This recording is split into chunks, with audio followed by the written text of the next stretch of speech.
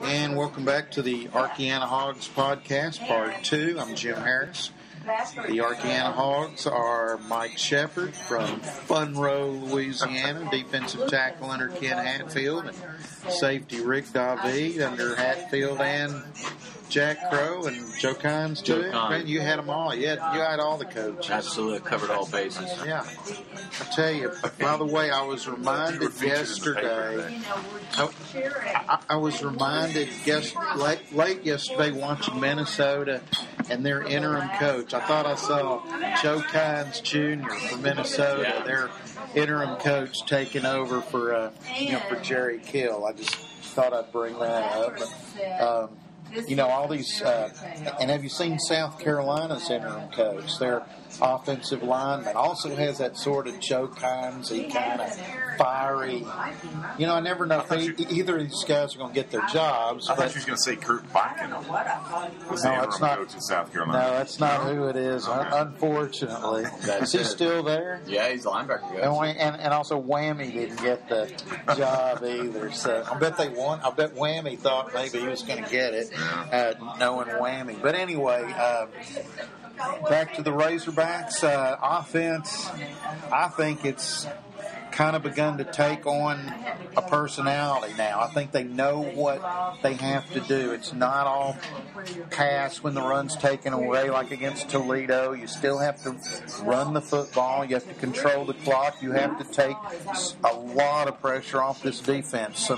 We know from Coach Hatfield all the way back, some of your best defense is a good offense, a ball control offense. If the other team doesn't have the ball, they're unlikely to score on you unless you do something silly on offense. But I like what we're seeing out of Brandon Allen. I had most of the season anyway, but finally, and on our week off, we didn't get to discuss it, but all the critics who were waiting for him to win a game, and yes, the defense had to make a stop too, but he came through big time.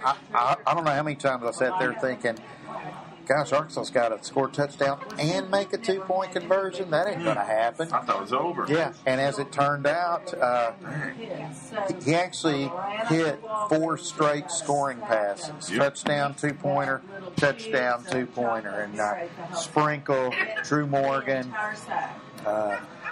Dominic Reed had some great plays. Cody Walker came in off the bench when the turf toe and injuries were starting to bother Alex Collins. That was a great finish to Auburn.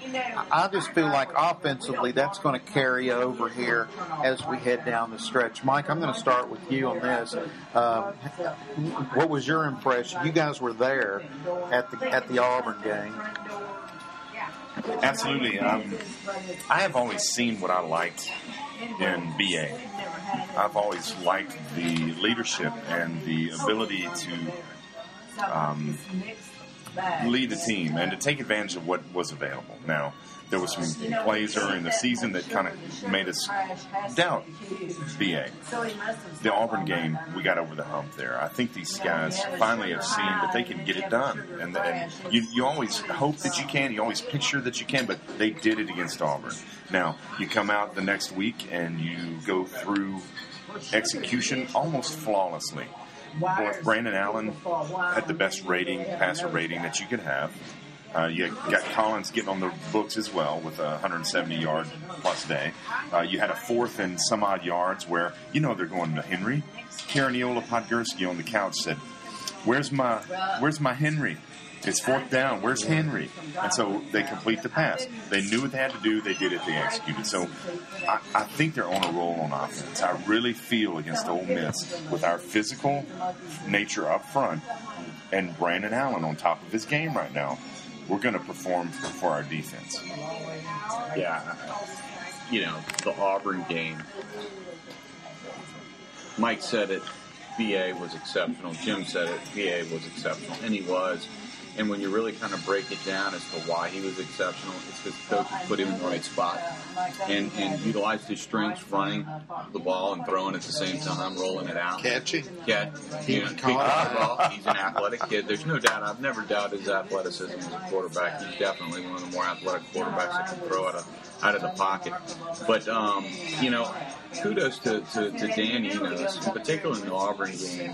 When you know you're in a tight situation, you're thinking, who do you go to? Hunter Henry. I'll never forget the play where they drag Drew Morgan over the middle and they keep Hunter Henry in the block. That was probably one of the best play calls I've seen all year because they had a linebacker standing over the top of Hunter Henry. We're expecting the ball to go to Hunter Henry. And what did they do? They dragged Drew Morgan over the top of Hunter Henry, and Hunter stays in blocks. So you're keeping your best player in because he was a decoy at that point. That's coaching. And that's what helps BA become a better quarterback in that given situation.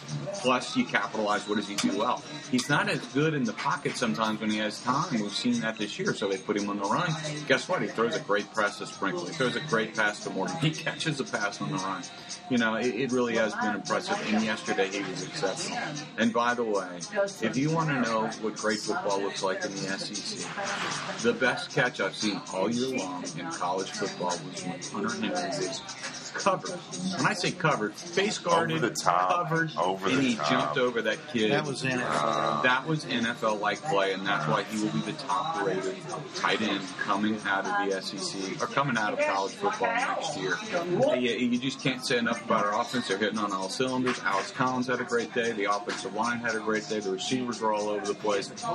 They're really going to be the strength going into this game going against Ole Miss. We got to keep their offense sitting down on the sideline. So knowing something or knowing a lot about this Ole Miss defense, which is veteran, a lot of depth to it, corners and safeties who've been there a while. You think of guys like that Trey Elson, whatever's been there, it seems like forever. Guys like that. How do you attack these guys? What's the best way to tackle them? What did Memphis do to expose them so bad after they were trailing 14-0? Memphis runs off 31 straight, and it wasn't helped by the offense necessarily. It was just that they found spots. They exposed some things about Womack's defense and ran off 31 straight. What do you see, Mike, that Arkansas can do? Well, I know this. Ole Miss, you mentioned the defensive backs. They're experienced, they're physical, they're fast, and they're aggressive. I know their linebacking core is fairly talented as well. You have to be able to run the ball. We have to really grind these guys. I think they work on emotion a lot more than some defenses. If we can really establish the run, that's the first step. And then I think we've got some confidence enough that we're going to execute plays as we go along, especially in the fourth quarter. I think that 4 overtime thing was a nice practice for us of maintaining a mentality and a physicality through the end of the game. Those are the factors I think are going to carry us. Now, as far as schematically goes against Ole Miss, I'm not sure. I do know that these guys, I think, have some excitement and some desire to go ahead and win and get into a bowl game. I think that's going to carry us. And, again, Brandon Allen, I'm a fan. I've always stood up for the guy. I think that now he really is going to lead these guys, and I think he brings the best out of the supporting cast, including Sprinkle, Henry, everybody. I think they're really, like Rick said, on all cylinders right now. Yeah, I think schematically, when you look at Ole Miss, first off, they're very talented at all 3 levels. Defensive line, they're stout. And Deitchie's a player. He's going to be a first-round draft pick. The other guys are very big as well. Linebacker-wise, they run to the ball well. Their secondary and their linebackers in regards to pass coverage, Memphis exposed that. They really did. It's going to be a hard task because they're going to be probably, if I'm betting on who we've seen this year, Alabama will be the best defense. I think LSU will be second, and this will be the 3rd best defense that we go up against. They're a talented bunch, but our offense has confidence right now. They played against them a year ago. We've seen We've seen this offensive line really do some very good things. Collins is going to get his yards. We'll keep him off balance. If the play calling stays like it did against Auburn in this past week against UT Martin, we'll keep him off balance and we'll win it. Defensively is where, we're going to need to get some stops and get some turnovers. And get them off the field. Yeah, get them off the field and give the ball to our strength, which is our offense right now. As players, I want to ask y'all, though, what would Ole Miss's mentality be coming off Auburn? That was a big game for them because they had lost that game in their season kind of last year, and they lost Treadwell late in the ball game with a broken leg. And they came back, and I think that was somewhat emotional yesterday. I'm not sure how emotional they played. Auburn played really well, and for a while looked like they had a great chance to maybe beat them again. But then you've got Arkansas, and they have the mentality of knowing that they came up to Fayetteville and kind of laid a huge egg and lost 30-0. If you guys as players experience the kind of deal you did last year, and now you're flipping the switch, you went to Auburn, you got that win that was kind of in the back of your mind from last year. Now you're getting Arkansas that humiliated you last year, 30-0. What would you guys be thinking as players coming into this game? From Ole Miss perspective? Yes. Oh, that's hard to picture. That doesn't even feel good to me, Jim. But I'll try to answer that. When you have a close win and a hard-fought win against Auburn like you did, you have to say, you contrast that to Arkansas's victory, which was, a spring game, essentially. I think Arkansas, as Rick alluded to, might have been preparing for Ole Miss. I think we kind of have our abilities kind of mapped out on the field now. We know what we're able to do. We know we're going to do well against Ole Miss. I think that's an advantage for us. I think, again, Ole Miss, I think on defense especially, is an emotional team.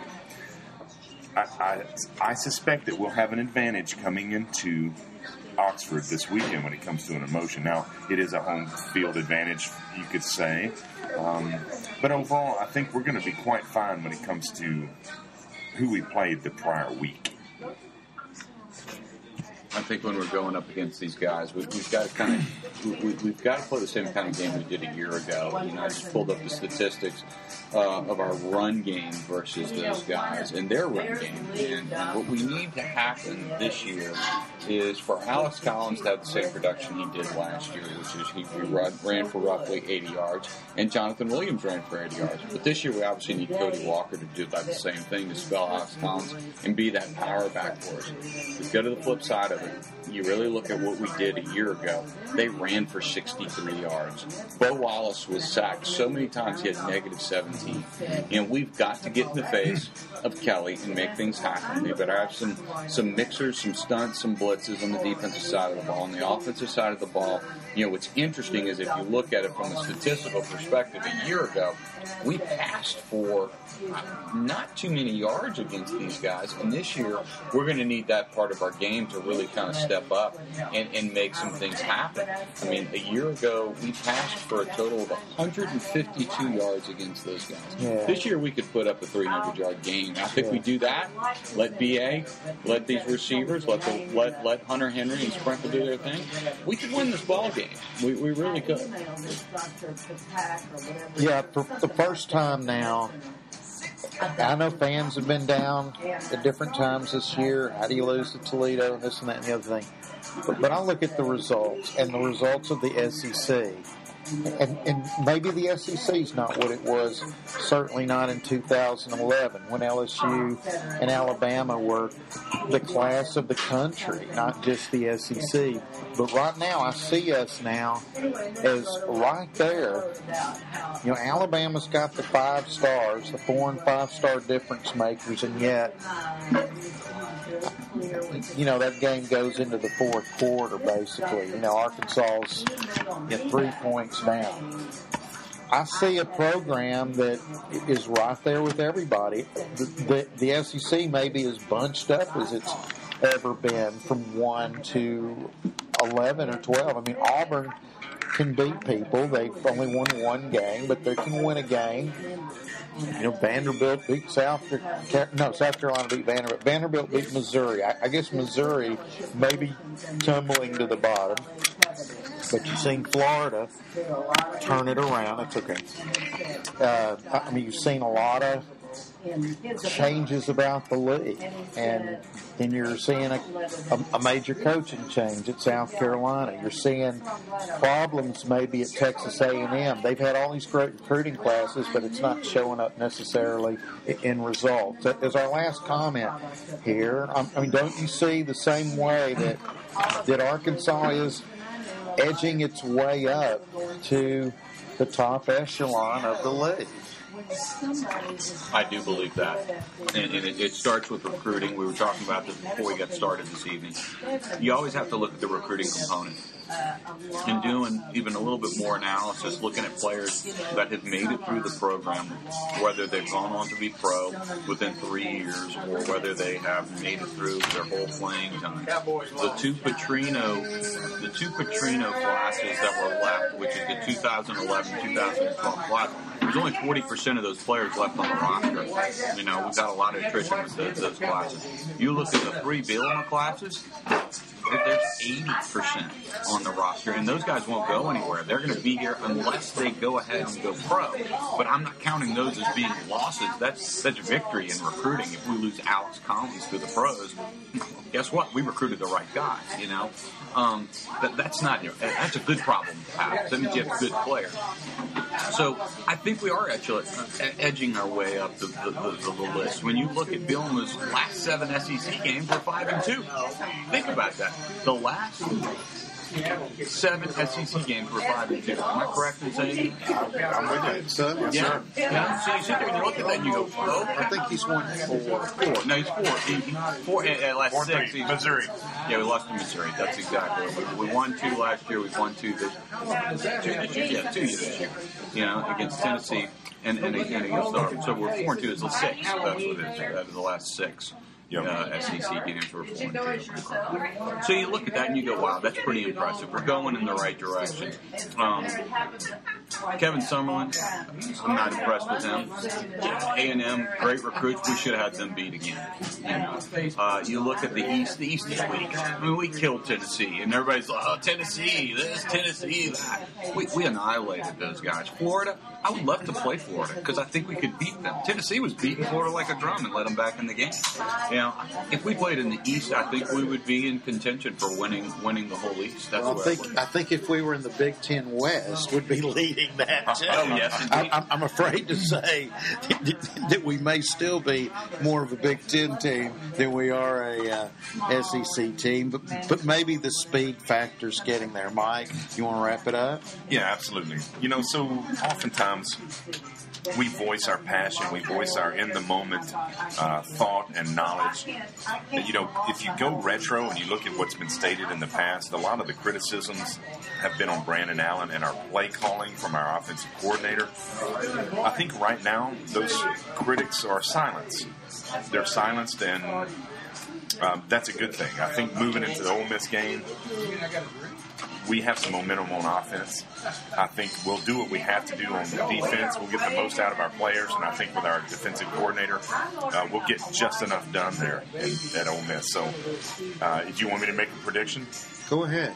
Well, let's go Arkansas 32, Ole Miss 24. Okay, I'll give my prediction.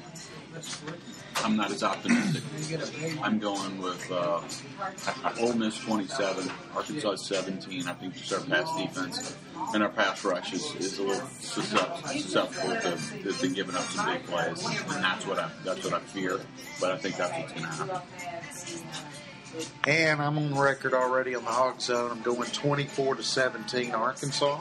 In fact, I haven't decided on LSU, but every other game, I'm picking 24-17 Arkansas. I'm just kind of going in that. Although Arkansas put way more points on the board than I thought they even would against Murray. I was real impressed with that. We were talking about 35 points or that kind of thing, and they actually surprised me with the efficiency of scoring. I think the LSU Alabama game will play big into what we predict next week for the LSU Arkansas game. Don't you guys agree? Yeah. Is it beyond? Is it the word I'm looking for? I guess some people are going to think this is ludicrous, but don't you guys think, like I do, that Arkansas can get one of these 2 road games? I do agree that we can get one of these 2 road games. It depends on which Arkansas team we see. Do we see the Tennessee defense, or do we see the UT Martin defense? That's what I think is going to be the difference in us pulling off one of those games. It's going to be up to the defense to produce, because we know what the offense can do. That's true. Everybody has a legitimate concern that Ole Miss can, part and parcel our defense. I do think that we show up. I do too. Ole Miss has an open date after Arkansas, so they're not looking ahead. The one good thing about the LSU game is it fits right in between LSU's biggest rivals, Alabama and Ole Miss. And Arkansas, even though they beat them last year, may get overlooked by the Tigers. And even if they pull a stunner against Alabama, they could have their season ruined. If not ruined, they could have it railed a little bit by Arkansas. We're going to have that game to talk about next week. We want to thank the Pizza Cafe for having us, as they do every week. We have great service here. Y'all want to check out the Pizza Cafe in Little Rock for our podcast. We do this every Sunday night now here, and hope that you will join us the rest of the SEC season. This is an SEC-geared podcast, which is why we didn't have one last week. We will be back to talk about the Razorbacks and LSU and the Ole Miss game next week. Thanks for joining us. We went to the movie. We don't have to go.